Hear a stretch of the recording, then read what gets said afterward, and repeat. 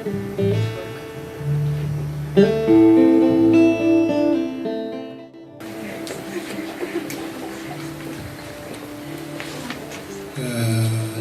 will have some introductions to the book in two languages, Arabic, and which will be read by Saaduddin, the writer, and in English, which will be also by Nita, Saaduddin's wife.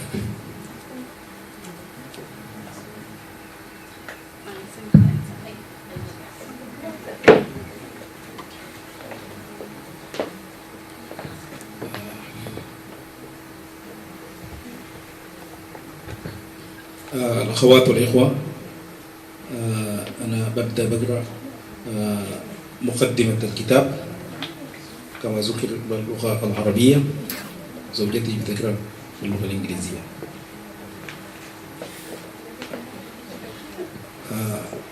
مشيت حوالي 6 ساعات عبر صحراء سيناء.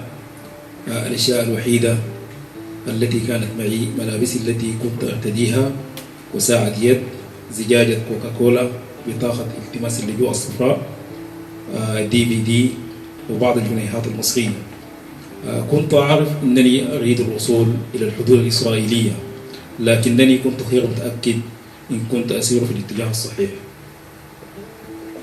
I had been walking through the Sinai desert for 6 hours. The only things I had with me: the clothes on my back, a wristwatch, a bottle of Coke, my yellow card, a DVD, and a few Egyptian pounds. I knew I wanted to get to the Israeli border, but I wasn't sure if I was walking in the right direction. اختفت الأشجار التي كانت توجد خارج مدينة العريش من خلفي.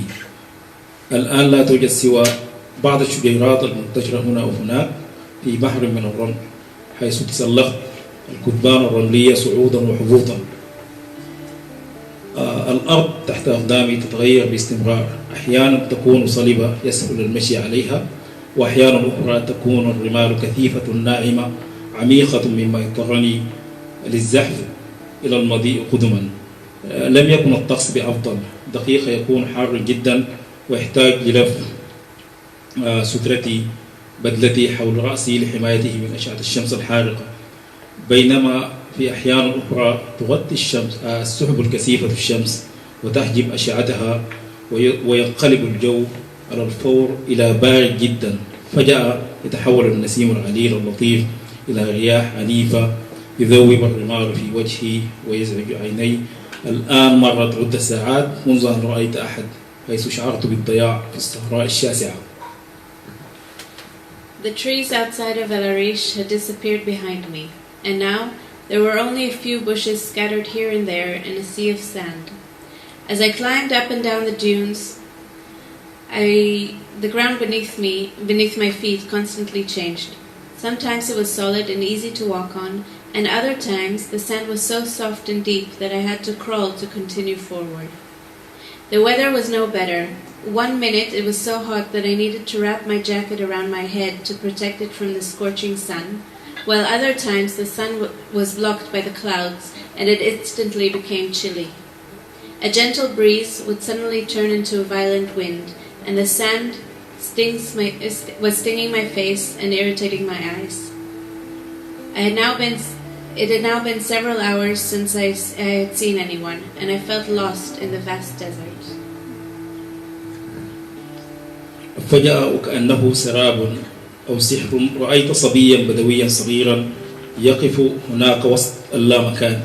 لوحت له بيدي وسألته عن الطريق إلى إسرائيل، لكن الصبي فقد حدق في وجهي لفترة من الوقت ثم مضى بعيدا. توجهت إلى الله سبحانه وتعالى ليدلني ويرشدني.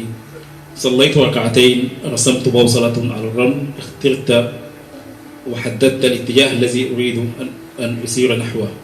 استمريت في السير والمشي حوالي ساعة. رأيت نفس الصبي البدوي مرة ثانية، سألته نفس السؤال: أين الاتجاه أو أين تقع إسرائيل؟ هذه المرة أشار الصبي البدوي بيده إلى نفس الاتجاه الذي كنت قد قررت الذهاب نحوه. دون أن ينطق بأي كلمة. شكرته وواصلت المشي. Suddenly, as if he were a mirage, I saw a small Bedouin boy standing there in the middle of nowhere. I waved to him and asked which way Israel was. But the boy just stared at me for a while and then walked away. So I decided to turn to God for guidance. I knelt down and prayed, and then I drew a compass in the sand and decided on the direction to take. I kept on walking, and about an hour later, I saw that same Bedouin boy again and repeated my question, "Which way is Israel?" This time, the boy pointed in the direction I had already been traveling, again without saying a word. I thanked him and kept on walking. بعد غروب الشمس أصبح الطقس فارس البرودة والرياح شديدة العصف. استمريت في المشي في ليل هالك الظلام سماءه مغطاة بالسحب على أمل إني لا أزال أسير في الطريق الصحيح، لكن لم يوجد أي شيء يشير إلى أن الأمر كذلك. نظرت باستمرار إلى الأعلى لأجد دليل من النجوم أو القمر، لكن للأسف لم أجدهن في الأفق البعيد. يبدو أن الظلام يحاصرني من كل الاتجاهات. After the sun had set, the cold began to set in, and the strong wind kept on blowing. I continued walking in the dark, cloudy night, hoping I was still on track, but with nothing indicating that this was so.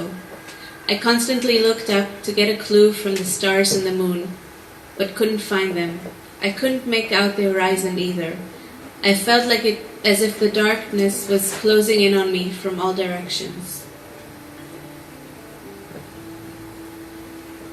عندما كنت سائرا بدأت أفكار كثيرة تجول بخاطري. فكرت في كل واحد تركته خلفي، في كل شيء افتقدته، في أسرتي في السودان وأسرتي في مصر. فكرت في جدتي، في والدي، في إخواتي وأخواني، في زوجتي الجميلة، وعن الجنين التي كانت تحمله في أحشائها. تذكرتها ملقية على الأرض في بركة من الدماء. توسلت إليها طالبا منها أن تغفر لي لعدم تمكني من حمايتها والجنين الذي كانت تحمله، وتركتها دون التأكد من أنها قد تلقت تشييع جثمان ودفن مناسب يليق بها. As I walked, many thoughts went through my mind. I thought about everyone I was leaving behind and everything I had lost. My family in Sudan and my family in Egypt. I thought of my grandmother, parents and siblings, about my beautiful wife and the child she had been carrying in her womb. I remember her lying on the ground, bleeding, as I begged her for forgiveness, for not having been able to protect her and our child, and for abandoning her without making sure she received a proper burial. ما هي الخطيئة التي ارتكبتها حتى أجد كل هذا العذاب والمعاناة والعزلة؟ قبل انهيار الأشياء أنا كنت طالب قانون، وأسرتي وقريتي بأكملها كانت لهم آمال وتوقعات كبيرة عني. كنت قد اقتربت كثيرا من تحقيق حلمي، تطوير وتنمية قريتي، منطقتي وبلدي. كيف انقلبت الأشياء رأسا على عقب بهذا السوء؟ كيف انتهى بي الأمر للاضطرار للهروب والفرار من بلدي، تاركا كل طموحاتي وأحلامي وكل من أحب خلفي مرة واحدة، والآن أهرب مرة أخرى. What had I done so wrong that I deserved this suffering and isolation? Before things had started to fall apart, I was a law student, and my family, my entire village, had such high expectations of me. I came so close to realizing my dream of developing my village, my region, and my country. How did things turn out so terribly wrong? How did I end up having to flee my country and leave all my ambitions, dreams, and loved ones behind? And now I was fleeing once more.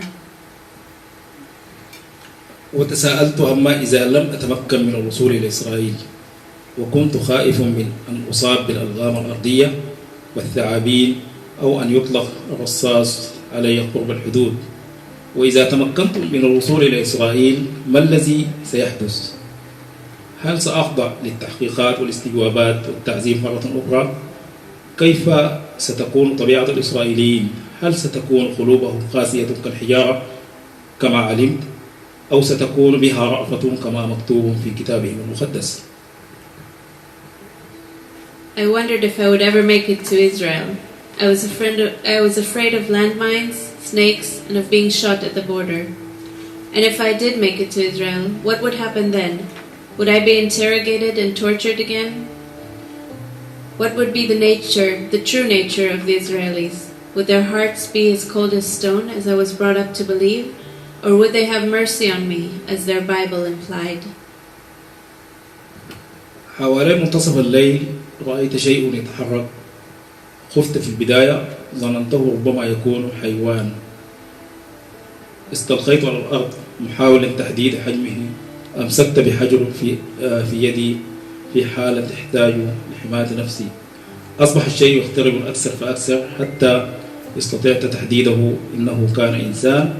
الشاب بكري، وهو أيضا أحد الدارفوريين الذين كانوا في ميدان مصطفى محمود قبل 3 أسابيع في تلك الليلة الفظيعة 30 ديسمبر، الليلة التي فقدت فيها زوجتي والجنين الذي كانت تحمله في أحشائها. عالمي انحار للمرة الثانية. بكري أيضا، وهو أيضا ينوي الهروب إلى إسرائيل، لكنه ضاع تماما في الصحراء الواسعة في المشي لمدة يومين. وقررنا مواصلة السير مع بعض في نفس الاتجاه الذي اخترته من قبل. At around midnight, I saw something moving. I was scared at first, thinking it was a wild animal, so I squatted down and tried to estimate its size. I grabbed a large stone in case I needed to protect myself. The thing got closer and closer until I realized it was a man. The man, Bakri, turned out to be another Darfuri who had also been in Mustafa Mahmoud Square almost 3 weeks ago on that horrific night, December 30. The night I lost my wife and unborn child, and my world collapsed for the second time. He was also fleeing to Israel, but was completely lost and had been walking around in the desert for 2 days. We decided to keep walking together in the direction I had chosen. كان الجو خالص البرودة، وأصابعي تجمدت. في بعض الأحيان أمطرت قليلا. عند الساعة 4 صباحا وصلنا إلى سياج من الأسلاك الشائكة به 3 خطوط متوازية، واحد خلف الآخر، وكان السياج طويلا من قامتنا بكثير. لذلك مشينا حول السياج لبعض الوقت في محاولة لإيجاد مكان منخفض يسهل العبور من خلاله. لم نجد مكان، يبدو قصيرا. كل ما ذهبنا يبدو السياج أكثر طولا وإلى ما لا نهاية. المنطقة كانت خالية، لا يوجد أي عسكري ولا بوليس حول المنطقة، فقط نحن والسياج. بدأنا في دفع الخط الأول من السياج حتى مال قليلا، وتمكنا من الذهاب فوقه وعبوره. وفعلنا نفس الشيء مع الخط الثاني من الأسلاك الشائكة، لكن الخط الثالث أو السياج الثالث كان أكثر صعوبة. لذلك قمنا بتسلقه وقفزنا من فوقه إلى الجانب الآخر. الأسلاك مزقت جلودنا نسبة للبرودة الطقس وتجفف أجسادنا. لم نشعر بأي ألم. نحن نعلم إننا قد عبرنا الحدود، لكننا غير متأكدين من أي هذه الحدود. هل نحن في إسرائيل أم في غزة أو نحن خارج المسار تماما؟ وتمكنا بطريقة ما من دخول حدود دولة أخرى، ولا ندري إلى أي الاتجاهات سنذهب. اتجهت إلى الله سبحانه وتعالى مرة أخرى وصليت ورسمت البوصلة على الأرض نفس التي قد رسمتها قبل ساعات، ولدي قناعة وثقة كبيرة إن الله معنا وسوف يساعدنا لإيجاد سبيلنا. It was extremely cold now and my fingers were numb, and at some point it even started raining for a while. Then at around 4 in the morning, we reached 3 parallel rows of barbed wire fences. The fences were tall, much taller than we were, so we walked along them for a bit, trying to find a hole or a place where they stood lower. We couldn't find a way through, and the more we walked, the more the fences looked endless. The area was deserted. There were no soldiers or policemen around. It was just the fences and us. So we started pushing the first fence until it slanted a bit and managed to walk over it. We did the same for the second fence, but the third fence was much more difficult, so we climbed onto it and jumped over the other side. The barbed wire tore through our skin, but it was so cold and dry that we didn't feel any pain. We knew we had crossed a border, but we were not sure which border it was. Were we in Israel, in Gaza, or were we completely off track and had somehow managed to enter some other country? Not knowing where to go next, I turned to God again, praying and drawing the compass in the sand as I had done many hours earlier, having faith that God would help guide us through. بعد المشي حوالي 4 ساعات عبر التلال حيث لا توجد أي علامة للحياة، في إحدى اللحظات وعندما كنا على قمة إحدى التلال رأينا إضاءة بسيطة في إحدى الاتجاهات، وهذا أعطانا الأمل حيث إننا وصلنا إلى مكان ما.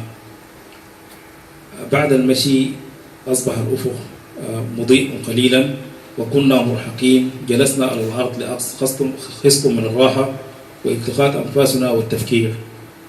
فجأة سمعنا صوت عالي، صوت ماكينات، أصبح الصوت يقترب ووجدنا أنفسنا محاصرين ب3 عربات جيب وعدد من العساكر بزيهم العسكري يقتربوا مننا. لم أكن خائف رغم إن أفواه أسلحتهم موجهة نحونا، حتى بدأوا يتكلمون معنا لأنهم تحدثوا باللغة العربية. في تلك اللحظة بدأ القلق ينتابني قليلا بأننا لم نكن في إسرائيل كما كنا نأمل. لم نجاوب على أسئلتهم، لم نجب على أسئلتهم، فقط ظللنا واقفين في ذهول إلى أن بدأ تلفون أحد العساكر بالرنين.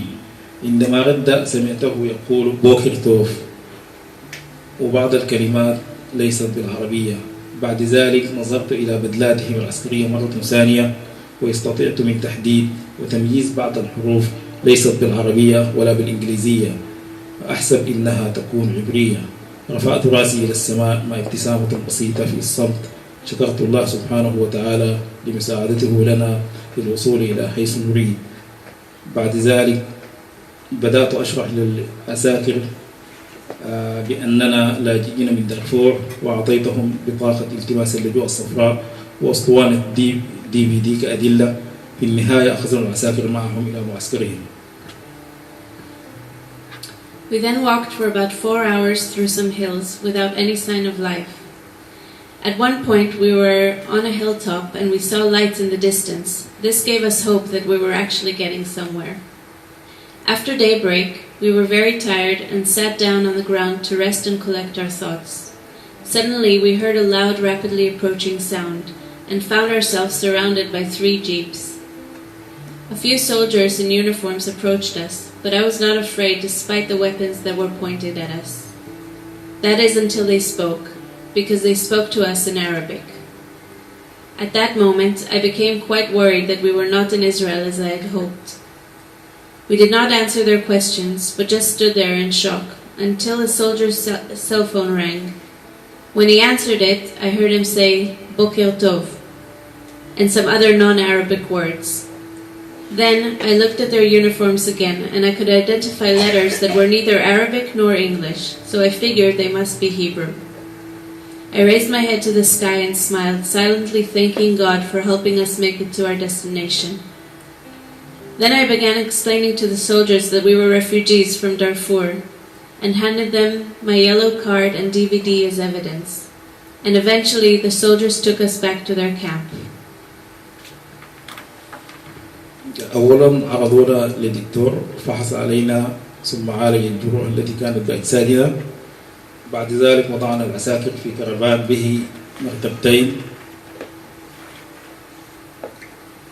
وأحضروا لنا سخان كهربائي هيتر وبعض البطاطين والأطعمة والشاي الساخن.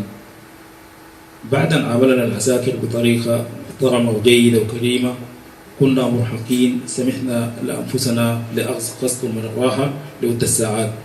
شعرت بأن رحلتي قد اكتملت. أخيرا أنا آمن حر، لكنني لم أكن أعرف أن رحلتي كانت بعيدة من النهاية وبعيدة من الأمن والحرية، ولا يزال الأمن والحرية حلم بعيد المنال. لكن في تلك اللحظة بالضبط شعرت بالأمان واستلقيت نائما، وأخذتني أفكاري إلى مكان واحد حيث شعرت حقا بالأمن والحماية، إلى طفولتي الرائعة في قريتي الصغيرة في غرب دارفور. First, we were taken to a doctor who examined and treated our wounds. Then the soldiers led us to a caravan with 2 mattresses and brought a heater, some blankets, food, and warm tea. After the soldiers had shown us such kindness, we allowed ourselves to rest for a few hours. I felt I had completed my journey. I was finally safe and free. Little did I know that my journey was far from over, and that safety and freedom were still a distant dream. Yet at that exact moment I felt secure, and I fell asleep. And as I fell asleep, my thoughts took me to the one place where I truly felt safe and protected, to my wonderful childhood in a small village in western Darfur.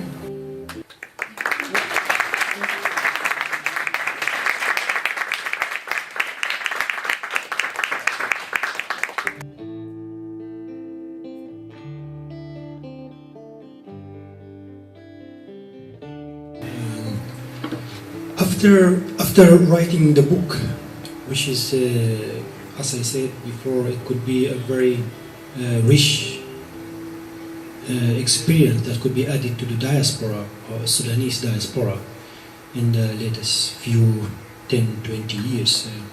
It is, of course, I mean, in the long history of the country that called Sudan, or the land that is located in the northeast Africa, it has a long history of immigration. Of course, it was people have immigrated from there for a very long time to different parts of the world, and many of the Egyptologists, they think it is there people started first, and then the journey started to go to different parts, whether they crossed to Egypt, and then from then I'm talking about the Nubian and further, so maybe 7,000 years of history. But what I wanted to mention is it is normal to immigrate for experience, and for different people are by nature they want to know, and they want to discover, they want to go around the earth and look for new experiences. What do you think the book could be of help, and what will the book add to the new experience of this migration? What do you think will happen after you wrote this book? Yes, I think the book could help the others and give them the hope. I mean, like refugees or immigrants. And we also have our cultures, our experience, our backgrounds, and it should be considered in the new land or new country that we live on. And then my idea to open the doors to everyone here has his own story, and I want to give the youngest to start to write down their experience, and also during the time we forgot everything happened, and it should be written down, and I hope that the book help everyone to understand what the situation that refugees, how they are crossing and what they are feeling when they leave back their country and their families and their relatives. And also, I wish that the human rights issues will be changed to better. We would like to say thank you very much to Saaduddin.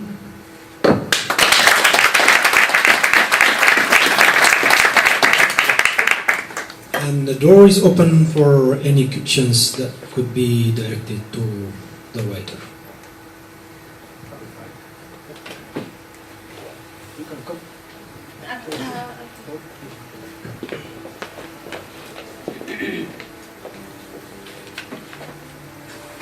As you are from Darfur, you write this story. How did you travel until you reached to Israel? I just want to ask a little question about, as you know, there is a crisis in Darfur. Have you mentioned something about the crisis in Darfur during your journey? I mean, from your childhood, before you left Darfur to Israel, did you mention something about Darfur crisis or something you talk about in back homeland?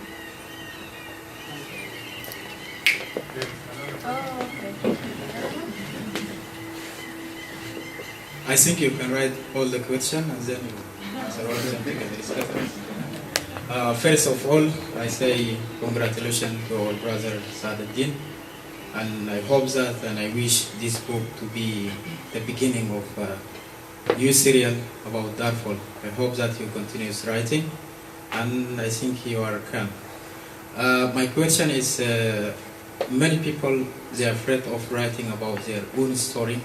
For example, like to be in country like Israel and you are from Sudan. And this book I didn't read yet, but I think it's talking about your personal information. So the question, how you convince yourself to reveal your personal information to the public. Thank you and congratulations again.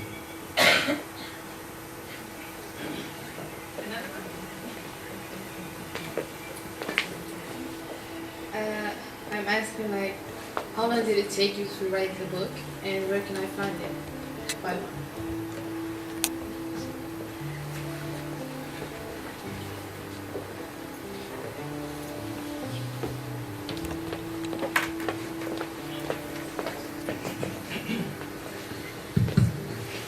Yeah, the first question. Yes, I wrote. It is the first question. Why shall we afraid? Yes, and without talking or writing, we will, I think, still be in the Israeli prisons because of the knowing our problems, and I would like to thank also the Israelis NGOs and human rights activists. They help us a lot, and they start to write our problem there, and it will be like public, and then it help us to be released. Right now, I think Israel is a country in the area, and there is, I got information there, more information about how the other country, Arab and Muslim country, relationship with Israel.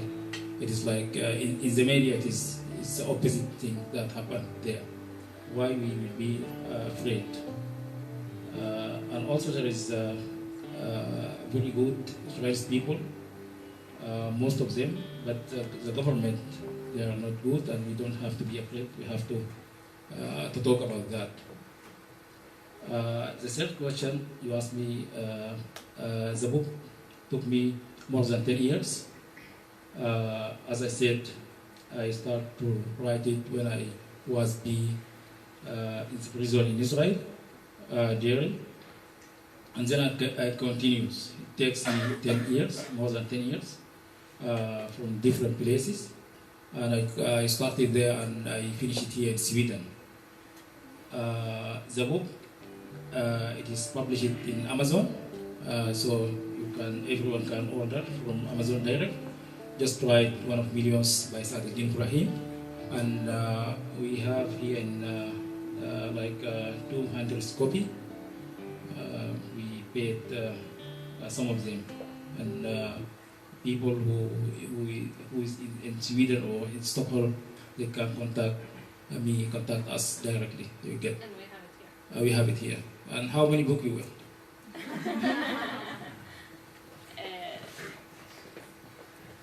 I want to say you didn't answer my brother question. It's a very important question. He asking you how you can help other Sudanese to write or express their feeling as you read in your book. The other things I want to know was the title, One of the Million. What does that mean? Thank you.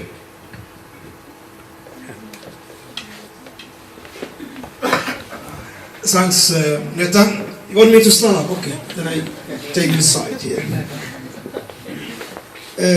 Saladin, congratulations for telling your story.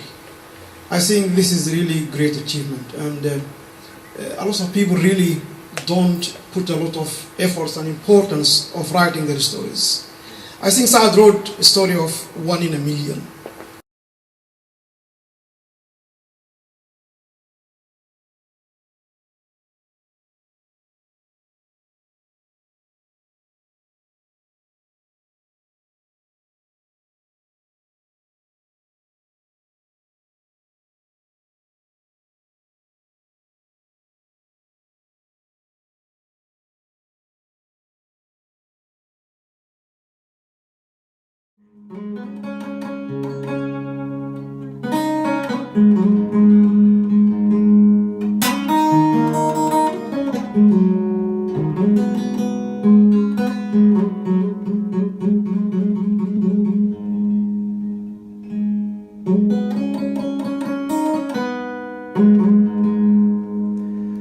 And my ex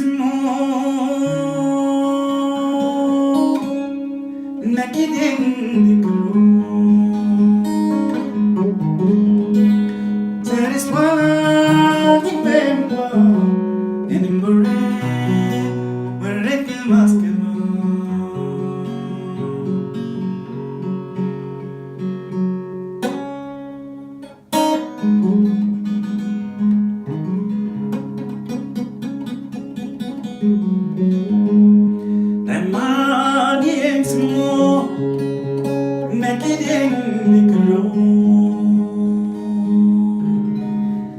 Satisfy Bemba and in Borel where I can mask a